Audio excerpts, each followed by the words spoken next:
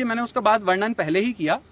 मैं खुद जब स्टेडियम के यहाँ पे हम काम स्टार्ट करवाना चाह रहे थे और उस टाइम पे मैं जब खुद स्वयं यहाँ पे उपस्थित हुआ था तो उनसे एक मध्यस्थता की बात चल रही थी कि ऐसा क्या वो चीजें ऐसा चाहते हैं जिससे वो स्टेडियम का काम इनिशिएट करना चाहेंगे।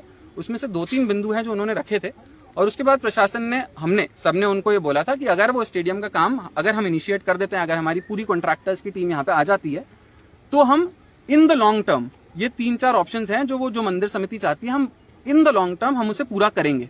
लेकिन उसके बाद भी ना तो उन्होंने स्टेडियम का काम चालू होने दिया और क्योंकि वो चालू नहीं हुआ तो जो कमिटमेंट्स हमने किए थे वो भी हम पूरा नहीं कर पाए।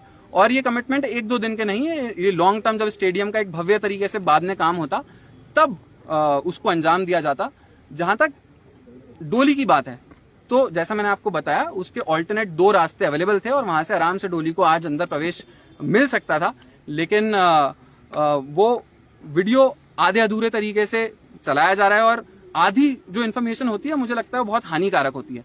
तो अगर लोगों को भी अगर कुछ इन्फॉर्मेशन पास ऑन होनी चाहिए तो पूरी पास ऑन होनी चाहिए। आजकल रील्स का जमाना है तो क्या होता है कुछ भी मैसेज में से आधी चीज को प्ले कर दिया जाता है और उसको कुछ लोग इस तरह से दर्शाने की कोशिश करते हैं कि देखो आपने इस तरह से बोला था इसलिए हम ऐसा कर रहे हैं, लेकिन बात कुछ और होती है। तो मैं लोगों को यह भी बताना चाहूंगा कि आधी अधूरी इन्फॉर्मेशन बहुत हानिकारक होती है। अगर आप जागरूक नागरिक हैं तो किसी भी चीज के लिए ढंग से पढ़ें, पूरे इशू को ढंग से समझें और उसके बाद अपना ओपिनियन उस चीज के लिए बनाएं।